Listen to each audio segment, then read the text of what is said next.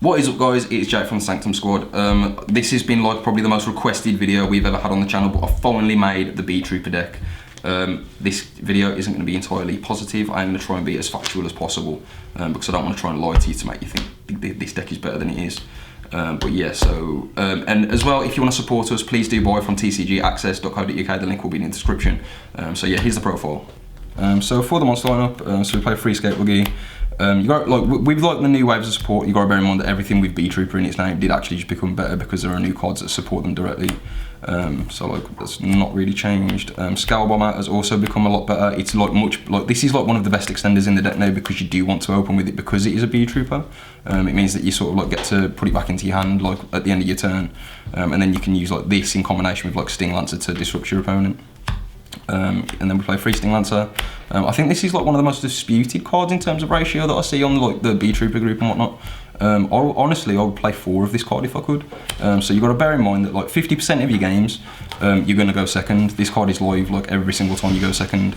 And then when you go first, you can't play a deck like this and not like assume that you're getting hand trapped throughout your combos. And this card like is beautiful for like punishing like those hand traps. So yeah, I really like Sting Lancer. Like Sting Lancer is like the best Beetrooper, like without a doubt. And then for the new guys, so we play 1 Mighty Neptune. This card did give the deck a way to sort of end with a Beetrooper even through a Nibiru, which is really nice. It's also just completely free to search like after turn 1 to just be a big body on the field. But yeah, like you can really tell with these new cards that they were sort of hindered on purpose. Like this card shouldn't be as restricted as it is. But yeah, we'll take it anyway. And then we've got Assault Roller. This card just replaces Aztekipede. Like again, just because it's a Beetrooper, it is a better card for that reason. If you you can normal summon this as well, which is quite cool. So like for instance, if you go second, you can actually like normal summon this against like a 2 Materia Appaloosa and like double cut, and then that searches Sting Lancer, which is something that you might do 1 in 1,000 games. And then I play 1 copy of Light Flapper. This is a card that was just absolutely shunned as soon as it was revealed, just because it does lack a summon condition of its own, which is like the biggest problem with this card. But I think, in my opinion, like this deck was like not amazing after the first set. So when we got the second set, you sort of have to try and use these new cards to put the deck onto a new level. And this out of all of the new cards, this is the card that actually does that, because this gives you like an insane grind, which the deck didn't have before. And like unless you're in like a test stand environment where you're just assuming that everything is perfect, your opponent can't break your really unimpressive board. Like you really do need stuff like this to be able to like play properly on the next turn. And this is a way to sort of like search Beetrooper cards as well. Like so you can like mill them with Resonance Insect and then add them back with this. It's cool if you like side into Retaliating Seed, because this could actually protect the Retaliating Seed bot from being killed in battle. But yeah, like obviously you don't like have to play this, but I do really encourage you like trying the new cards before you just sort of like write them off as bad. Obviously except for the fusion, because that like you don't have to be a genius to realise that's crap. And then we're still on like a Battle Wasp package, so we're still playing Sting the Poison. Like the 1 card, like 2 material insects are still very important. So you've got like Skate Buggy, you've got Sting the Poison, you've also got Galaxy Worm, which is a card that I was playing with for a while. I've ended up like cutting that card though, just because it is like really lackluster in terms of like a normal summon compared to like all the others. And this deck is like focused like way more on a Resonance Insect than like the previous build was, and we'll show you like how in the spells. And then for the Sting the Poison targets, we just play 2 Pin and 1 Twinbow. I ended up actually cutting the Arbalest just because I really do like rinsing this card, and this card offers you enough follow up to the point where the Arbalest doesn't really matter too much.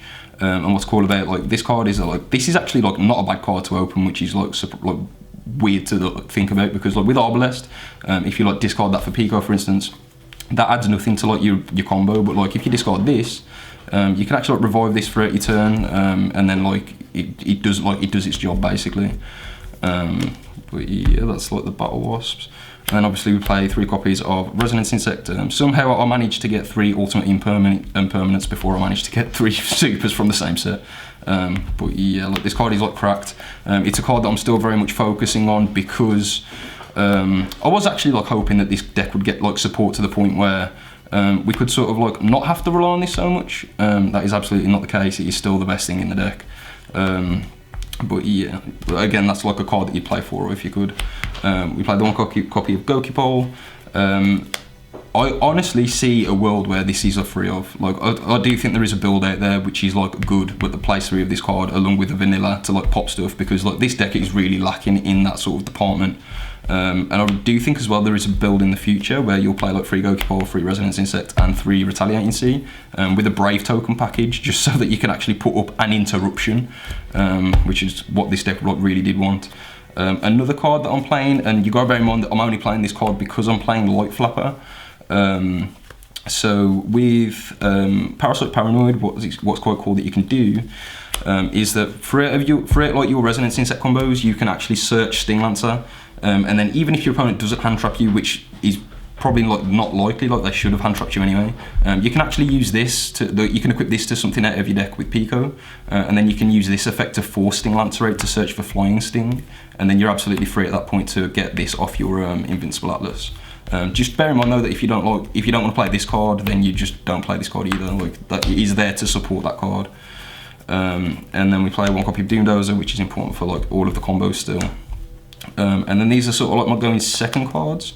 So at the minute, like if you actually play against the meta decks, 1-for-1 hand traps just aren't good enough. Like they don't do enough. Like all the decks at the minute are like built to sort of like power through those like 1-for-1 hand traps. And then if you put like the blowout hand traps like Nibiru into your main deck, a lot of them don't even care about that one either, because a lot of decks now, like especially like the Phantom Knight deck and whatnot, they're playing like Fusion Destinies, which just completely makes the Nib like redundant. You're still playing from behind even if you resolve the Nibiru. Like that's if they don't negate it. So like I just decided to play Kaijus instead, just so that like these are like just very nice board breakers. When you go second, like you can like you can pick the problem on their board and like Kaiju it. What's also really nice is that these are monsters, so you can actually reveal them for this card, which is very cool. And then like talents, obviously, is like just like this is like a power card that you'd like trying to resolve when you go first and second, just because this deck does sort of like lack sort of like power in that sense, so you do want to like rely on stuff like this. I do think that if you don't want to play talents, I think like if I was to replace this card with anything, it'd probably be 3 copies of Evenly Matched, to be honest. Even like in a going first build, because you've got to bear in mind that like your first turn board isn't like strong, like it's not going to be hard for like any competent opponent to like get through it. But then what is cool is that if they break your board, you can actually evenly them at the end of their own battle phase, and that should be like something that could end the game for you. And then obviously every time you go second, it should just be pretty powerful, especially in conjunction with a Kaiju. So yeah, the next card is Small World. This is like one of the brand new cards. This is something that I am very eager to sort of test with, just because again this is a lot sort of like Flapper, where this card actually sort of changes the deck, whereas like none of the new cards really did that. Like they didn't increase like the consistency or the potency, whereas like this card and Flapper do that. But yeah, so what's cool about this is that like because everything is an insect, but then you've got varying levels and attributes and whatnot, you can like sort of use this to tutor anything in your deck, which means that like opening with Resonance Insect is like a lot more consistent, which goes along with the Ready Fusion package.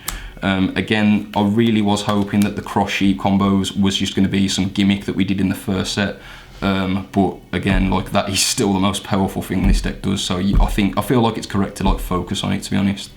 But yeah. And then just for the Beetrooper card, like spells and traps, so we play 1 formation. This card did get better, like naturally, just because we did get more names. This card on turn 3, when you revive Flapper, is like broken. Like you can use Flapper to like target Atlas and Assault Roller, and then because Flapper only stops you from using their effects, you can still summon them because they're summon conditions, and then you can like go in for like some access code plays and whatnot from there. But yeah, like this card's look cool. Beetrooper Descent. I'm still very adamant that 1 is correct. What is nice about, like, I kept saying that this card like is an extender. It obviously is an extender. It's just not a good one because it doesn't work with the best card in your deck, which is Resonance Insect. But like this card is cool that you can like search it off like a Sting Lancer and whatnot, like especially when you go second, and it will become like an extender that way. But yeah, this card's like fine, I guess. I think the biggest problem with this is it doesn't actually do its job. So with the sort of like floodgates and stuff that you want to be popping with this card, it doesn't actually pop them. Like there can be only one. If you're under that, this card can never pop that card because you need to control 2 insects to do it. This card will never pop Zombie World because you don't control an insect. Yeah, this card just is really underwhelming.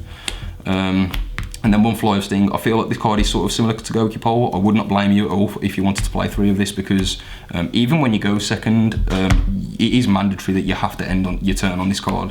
So you broke through the board and then you don't end on Fly and Sting. Your opponent's still going to win that on their next turn. So I do think it might actually be worth testing this at 3 copies, just because you do need to have this card every game. And then just for the extra deck, so we play 2 copies of Atlas. I think 2 is plenty, especially when because you do need to cut the game short with access code. So I think 2 is fine. I'm playing 2 Armor Horn at the minute, so I think this is fine just because of Flapper, because Flapper can actually put 1 back in the extra deck. But I think if I wasn't playing Flapper, I'd probably want to play 3 of this. We say play 2 Pico. This is something else that I'd consider playing 3 of, but so long as you sort of manage your resources carefully, the third one should be the third one shouldn't really matter too much, because you should always be targeting a Pico with a Pico. We play the Seraphim. This is just very strong still. Your end board hasn't really changed in the sense that you're still wanting to revive Sting the Poison on your opponent's turn. Obviously he doesn't search as good a follow-up because we've got Arbalest, but his negation is still important.